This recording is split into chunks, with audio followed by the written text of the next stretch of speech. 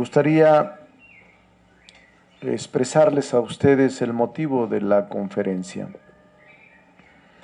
Hablar sobre las grandes reformas que en los últimos años se han publicado, promulgado y que están vigentes. De eso les voy a hablar el día de ahora. Quiero expresarles que soy maestro universitario, doy clases en la UNAM, solo imparto ya clases en la maestría y a veces en el doctorado.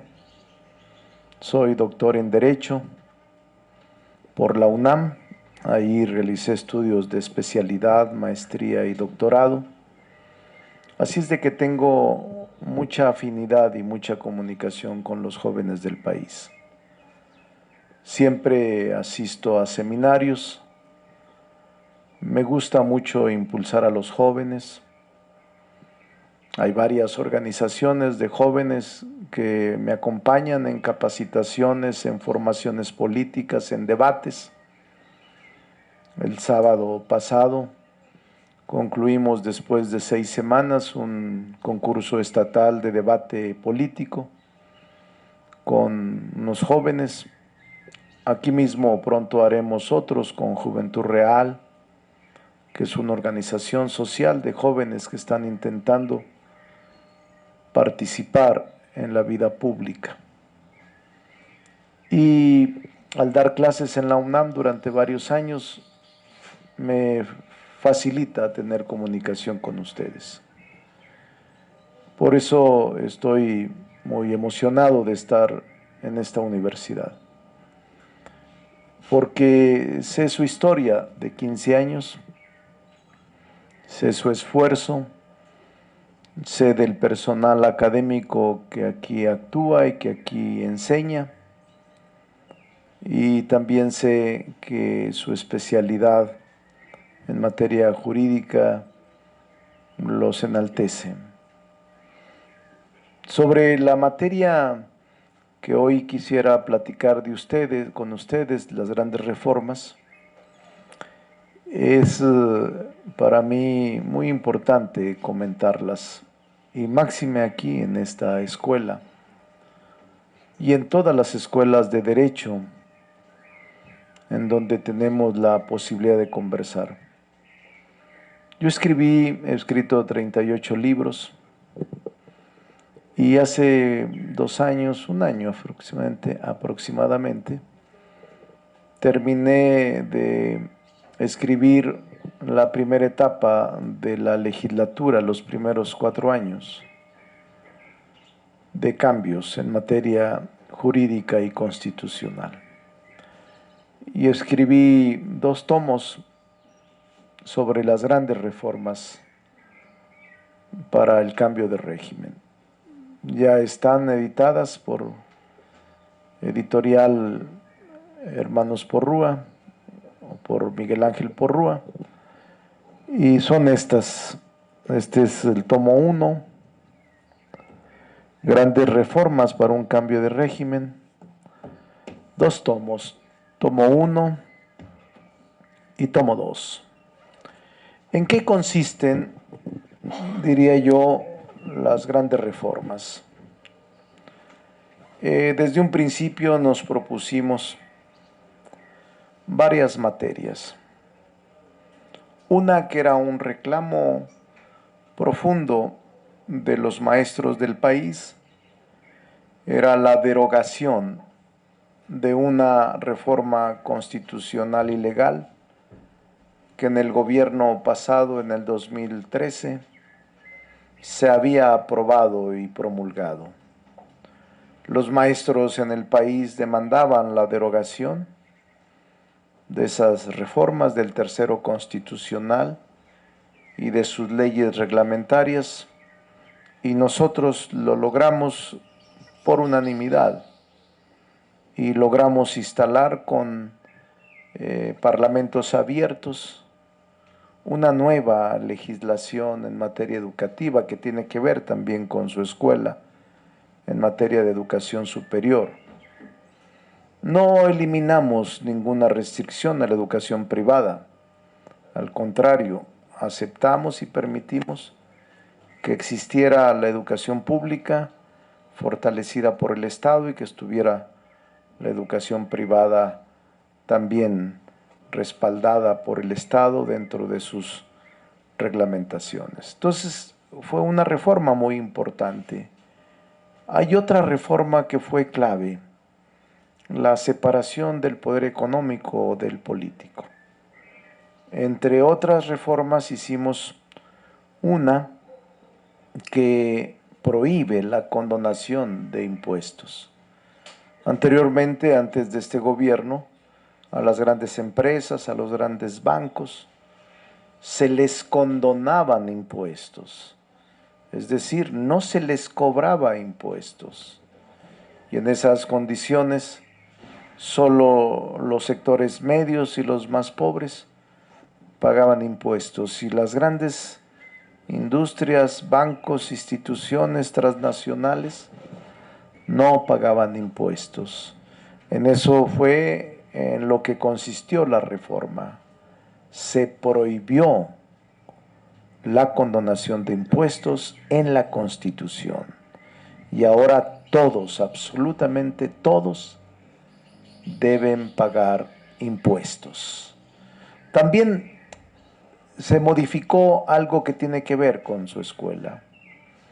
El tema de la elevación a delitos graves, de un catálogo de delitos que ahora no logran la libertad bajo caución y que son precisamente delitos elevados en el artículo 19 constitucional a graves, como cuáles: el huachicoleo o robo de combustibles, la corrupción y los delitos electorales, la compra del voto, el uso de recursos públicos para fines político-electorales y otras conductas que ahí se describen en el artículo 19 constitucional. Otra de las reformas que yo valoro bastante y que es después de muchas décadas y siglos se instala en el país es la política social. Las becas para adultos mayores, las becas para discapacitados, las becas o apoyos para estudiantes en el programa Construyendo el Futuro o Construyendo en el Campo Sembrando Vida, también becas universales para los estudiantes de preparatoria y becas para estudiantes universitarios. Es un tema de política social que se modificó el artículo 4 constitucional, pero también una política de bienestar. Se dio paso a un nuevo sistema de salud que aún está en proceso de revisión. El crear un nuevo sistema de salud trajo como consecuencia dificultades serias, porque no es tan fácil una transición política como la que estamos viviendo.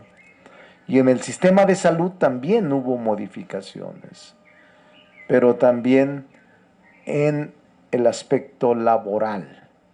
Hubo reforma en materia laboral, un nuevo sistema de ley, un nuevo sistema de trabajo, y ahora está vigente también este. 33 reformas constitucionales fueron las que en la primera etapa se realizaron. Más de 70 artículos de la Constitución se modificaron. Y nuevas leyes, más de 300 productos legislativos, entre los que destacan nuevas leyes y también modificaciones a leyes que ya existían.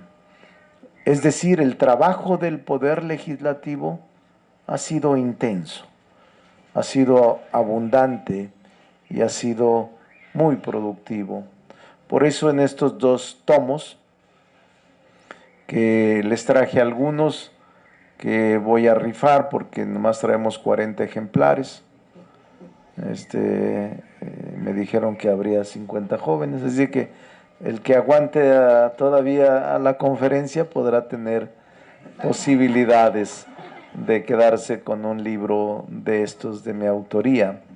Son 40 libros que le pediré al director administrativo o a alguien pueda rifarlos al final para que no haya ninguna dificultad. Pero aquí están todas las reformas de los últimos 4 años.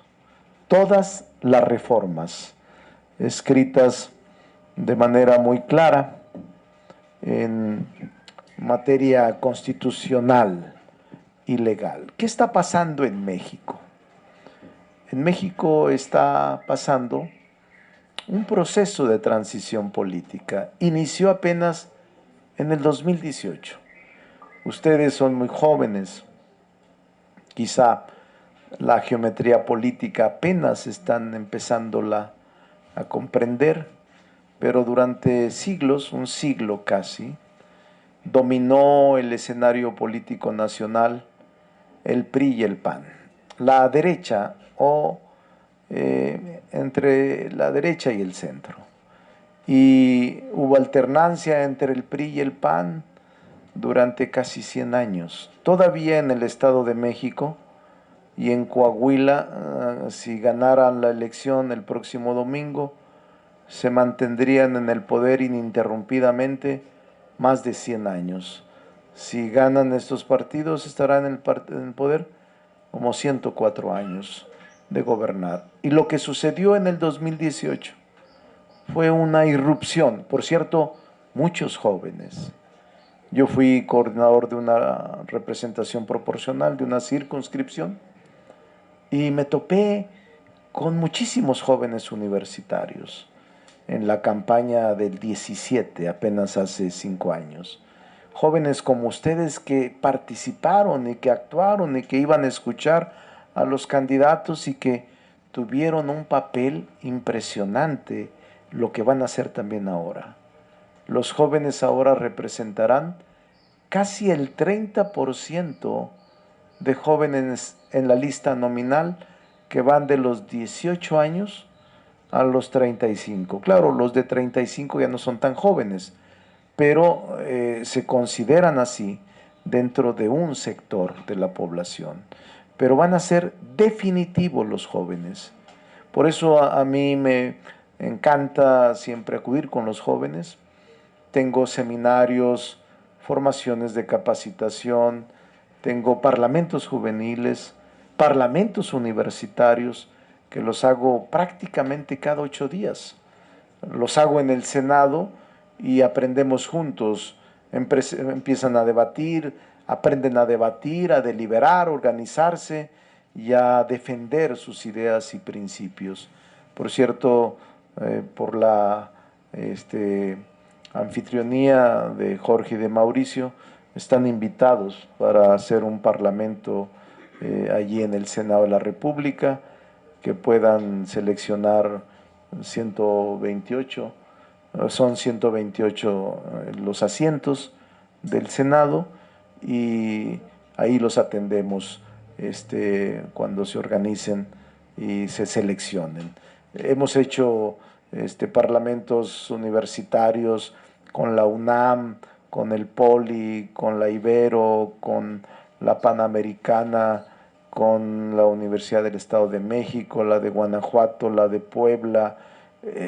Hago muy seguidos estos parlamentos porque quiero que se involucren en la cosa pública que es indispensable. Entonces les decía, en el 17, cuando vi a muchos jóvenes participar, yo creo que la mayoría votó por la izquierda. Ahora lo que hay en el gobierno es una ideología de izquierda que durante toda su vida, nunca un partido de izquierda había gobernado México había gobernado algunos estados, municipios, pero nunca la república.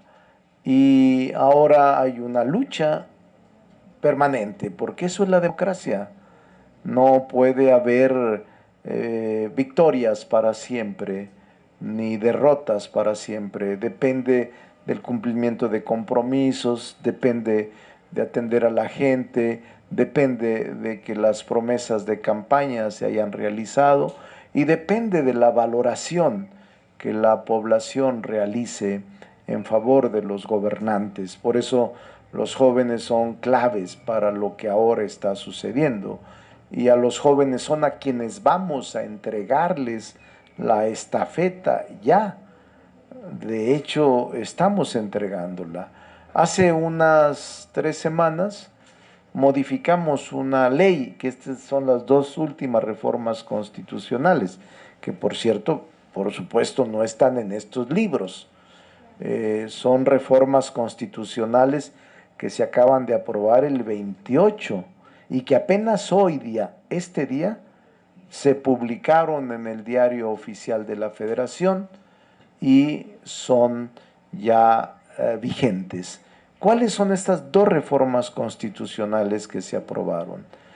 Una llamada 3 de 3, que es una modificación al artículo 36 y al 102 constitucional.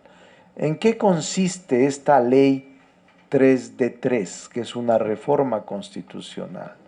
Consiste en que no podrán ser jueces, funcionarios públicos, legisladores o puestos de elección popular, ninguno, aquellos hombres que violenten, que actúen con violencia contra niños, contra adolescentes, contra mujeres.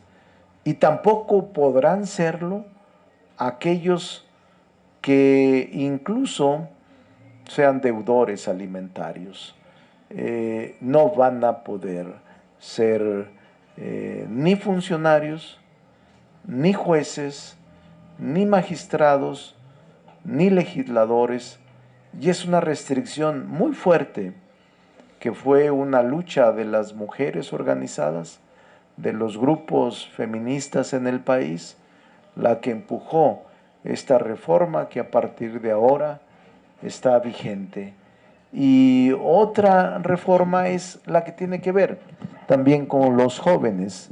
Esta reforma disminuye la edad para ser diputado federal. ¿Tú cuántos años tienes? ¿Cuántos? 15 años. Ah, no te falta. Porque van a poder ser diputados federales ya a partir de los 18. Antes era, todavía hasta ayer, era 21 años. Ahora 18. Y para ser secretario de Estado, en el gobierno federal se requerían 30 años. Se disminuyó a 25 años. Es decir, todavía más tenemos que prepararnos para entregarles a ustedes la estafeta de lo que estamos haciendo, y yo espero que lo hagan mejor que nosotros, con más sensibilidad y con más honestidad y honradez. Porque la política, la clase política que ahora gobierna desde hace décadas al país, ya concluyó su ciclo, ya tiene que irse. Y a México le urge una renovación política, una renovación de sus líderes, una renovación de sus gobernantes. Eso es inaplazable y es totalmente indispensable para poder transitar hacia modelos de desarrollo mejores. También en las reformas constitucionales aprobamos 2 figuras que no existían, que son la consulta popular y la revocación de mandato. ¿Qué quiere decir esto? Quiere decir que los asuntos más importantes del país se pueden consultar en votación general para que la gente decida. Y en la revocación de mandato quiere decir que puedes quitar al gobernante si no es un buen gobernante antes de que concluya su mandato. Si es electo por 6 años, a los primeros 3 años puedes tú convocar a un periodo de revocación de mandato, y si la población opina que se debe de ir, mayoritariamente se tiene que ir el gobernante. Esas figuras de democracia directa no existían, son figuras nuevas que en la Constitución actual se establecen y provienen. También eliminamos el fuero del presidente de la República. Ustedes saben que el fuero es como la protección contra una persona en el ejercicio de su función, que no puedes hacerle nada. Si en este momento un legislador, aunque fuera en flagrancia, comete un homicidio, un robo, una agresión, no le pueden hacer nada al legislador, sino tienen que solicitar la declaratoria de procedencia, que es un instrumento y un mecanismo que se realiza por la Cámara de Diputados como facultad exclusiva, quitarle el fuero y someterlo a proceso. Pero aun cuando en este momento un legislador que tenga fuero cometa un delito, la autoridad no puede someterlo sino hasta que se le quite el fuero. Lo que nosotros hicimos es quitarle el fuero al presidente, y el presidente puede ser denunciado ahora por cualquier delito del fuero común, como cualquier otro ciudadano en el país. Por eso es muy importante esta otra reforma que habla sobre el fuero del presidente de la República, del cual se le ha suprimido esta protección que tenía el presidente de la República. Entonces, estas reformas que les hablo son muy importantes, porque también tenemos reformas en materia aeronáutica, en materia de transparencia, en materia de rendición de cuentas. Por ejemplo, hay una reforma que promovimos y que ya está promulgada, de que nadie puede ganar más que el presidente de la República, aunque hay excepciones que violan esta disposición, que se ampararon y que siguen ganando más recursos que el presidente de la República.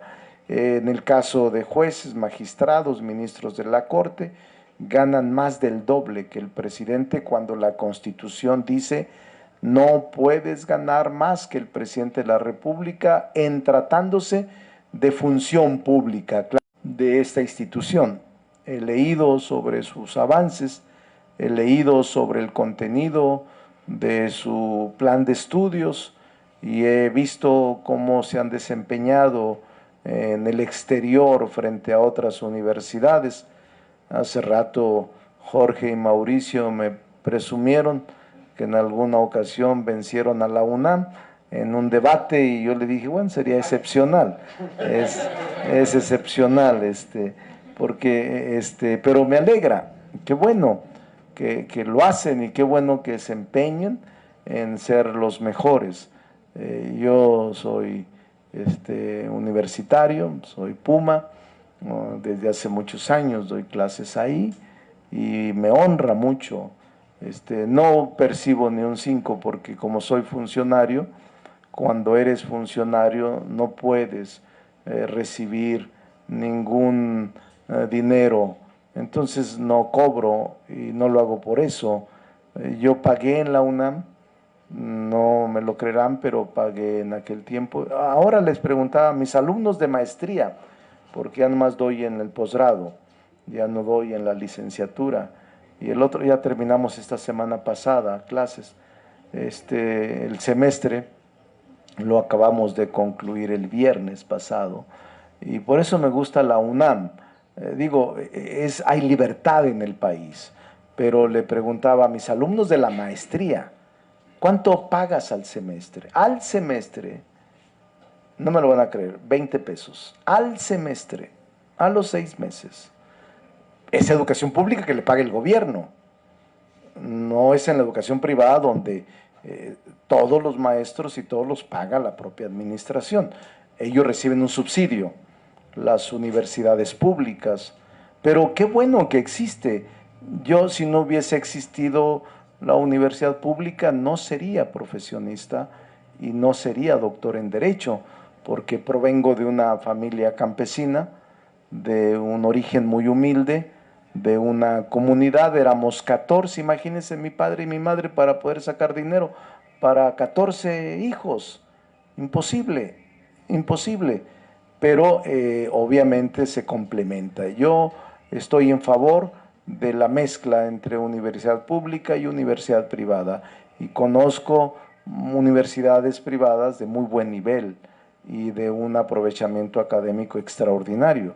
Y me alegra que exista esa también complemento de la universidad privada en todos los ámbitos donde los jóvenes y las mujeres tengan esa opción para estudiar y para prepararse. Pero yo veo de verdad un despertar de los jóvenes, veo mucho ánimo en los jóvenes ahora participando, en su mayoría yo tengo cada sábado cursos en el Senado, que son 70 horas de capacitación, de preparación, de adiestramiento, de debate, de oratoria.